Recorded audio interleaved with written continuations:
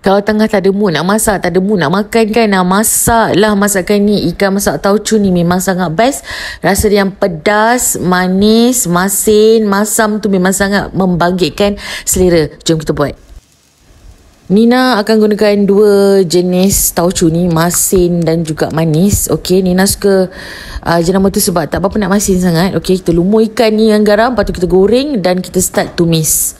Nina masukkan halia, bawang putih dan juga bawang besar, tumis tu kan. Masukkan lada sikit. Nak pedas tambahkan ya. Lepas tu masukkanlah 2 jenis tauco tadi. Lebihkan yang masin Lepas tu kita gaul rata lagi. And then tuang air. Lepas tu nak tambahkan asam keping. Nak lagi masam boleh tambahkan asam jawa yang betul tu Okey, lepas tu kita gaul lah rata. Masukkan sedikit timun, ini optional. Okey, letak tak letak pun tak apa. Letakkan bawang Holland juga dan tambahkan sedikit cili, tambahlah perasa apa semua tu. Dah siap, bolehlah kita plating. Ni nak letak je atas ikan tu kan. Nanti biar kuah tu meresapkan ikan tu. Ya Allah, sedapnya makan kan. Rasa pedas, rasa tauco memang lemak tu kan. Itu sajalah untuk kali ni.